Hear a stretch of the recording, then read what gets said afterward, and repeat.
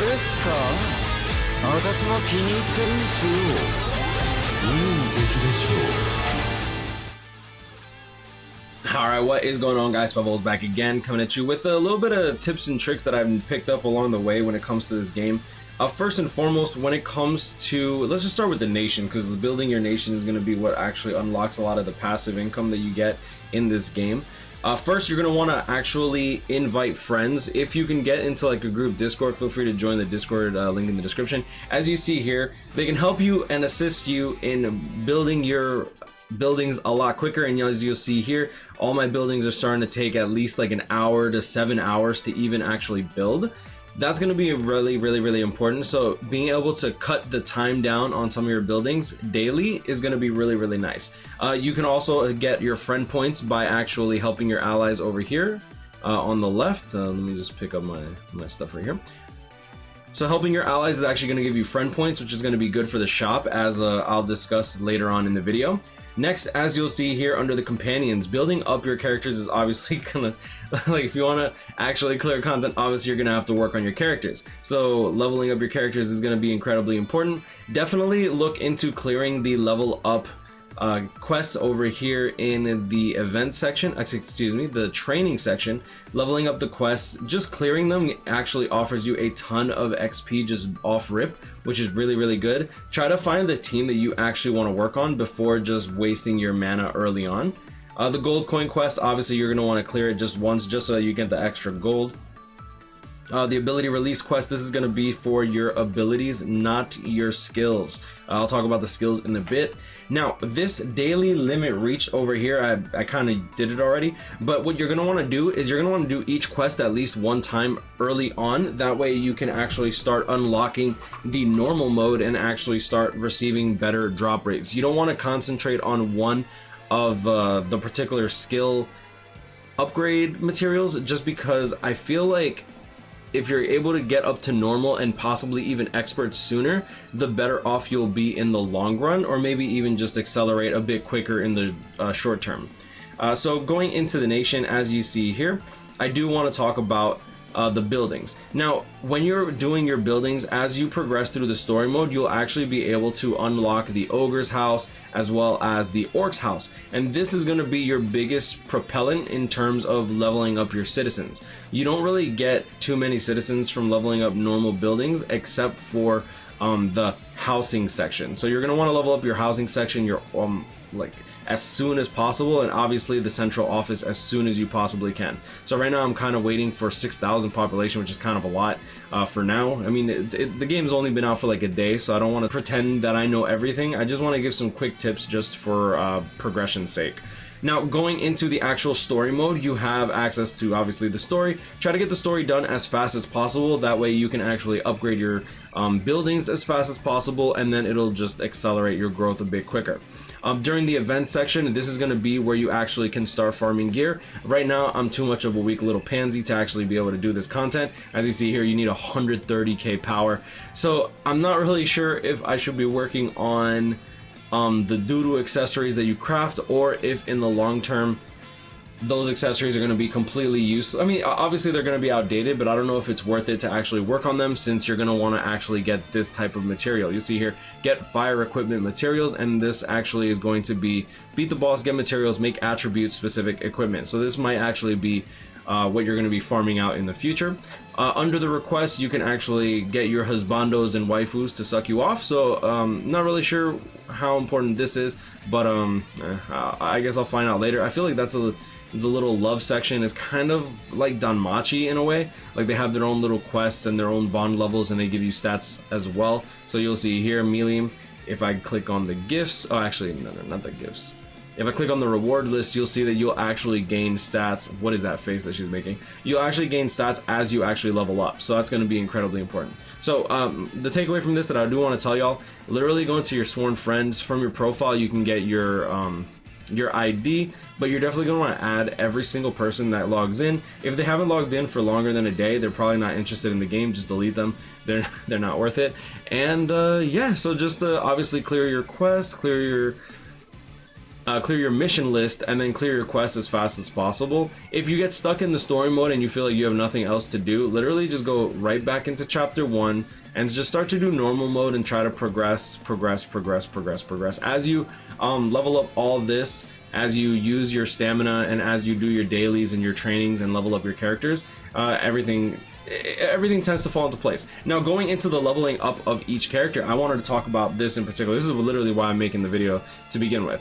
Obviously, you're going to want to level up your character as fast as possible because that's going to be your main stat increase. However, you also have the ability release list. Now, this is going to be the little anal beads that you actually farm up as you progress through the game. Let me actually find someone that's not really worked on. My waifu. I'll probably work on her. Look at her, she looks so good. So click on ability release, and now you'll see here that you can actually unlock all, and this is going to take these Magistones.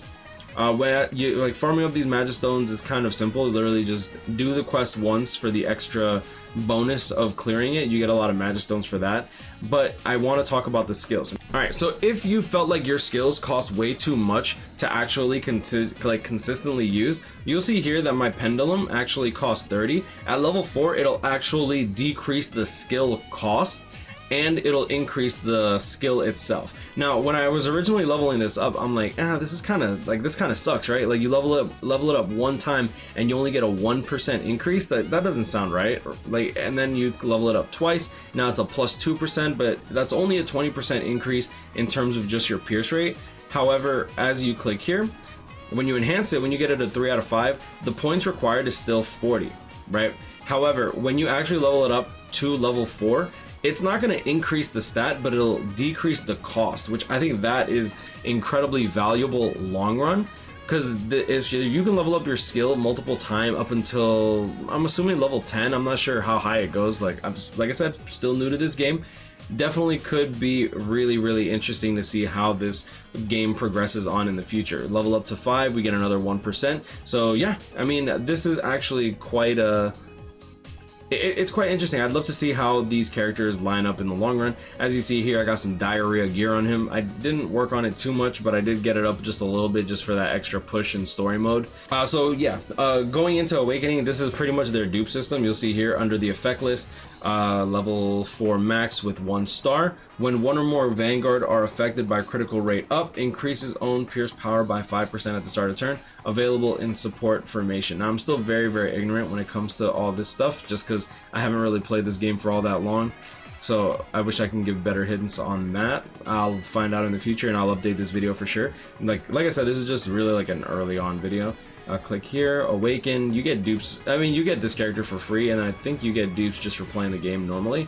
You'll see here that I have her at 2 star, so her stats actually increase quite a bit from 1825 until 1964. That is 1964 divided by 1825. That is a 7% increase into her attack, which is actually kind of high. 52, let's just say 0 divided by 4900, and that's going to be a 6% increase to her HP. And you'll see here, when you have 50% or higher HP, increases own critical damage by 5% at the start of turn, available in support formation. So this is definitely a interesting mechanic. Alright, so I do want to talk a little bit about the team builder. Under assigned troops, you can actually start building your team. Honestly, early game, you can probably just click optimize and then just like pop that off, and then that's fine. You literally have your stuff going. But as you progress through the game, you're going to want to actually use your 5 stars in correspondence with your protection character. So say you have like a good, like say you have Shizue, but you don't really have like Ifrit, for example. Maybe she won't be essential to your party late game, but early game you'll definitely be able to use her. So you'll see here under Charybdis, you actually have increase all allies space attack at start of battle by 10.5%. Increases all allies wind attack at the start of battle by 8%. So this Charybdis, for example, is going to be good for space characters as well as wind characters. That's why I have these 2 characters in my list. Meline can probably overtake this Rimuru soon. Right now I'm kind of just like, I still need to work on her skills and I still need to work on her abilities before I do that. But if I go to, do I have Ifrit set up? You get 10 teams. That's actually pretty cool. Let me just optimize. Let me just do fire just for the sake of the video. You'll see here that Ifrit, for example, increases all allies fire attack at the start of battle by 10%. Increases all allies light attack at the start of battle by 8%. What this tells you is that you're going to get a lot more damage if you're using the proper attributes. So long run, these leader skills are going to be incredibly important when it comes to building your teams, right? So for this, for example, you're going to want to run only light and fire characters. But for now, fire, I'm assuming 5 stars are going to be significantly stronger than 4 stars. You'll see here the attack is 1400 for this Shuna versus 1600 for my Shizue and 1700 for my I forget his name all the time. Anyways, so the 4 stars are definitely significantly weaker than the 5 stars for now. I'm not sure because you should be able to level them up to 6 stars eventually, but I'm still pretty ignorant when it comes to that.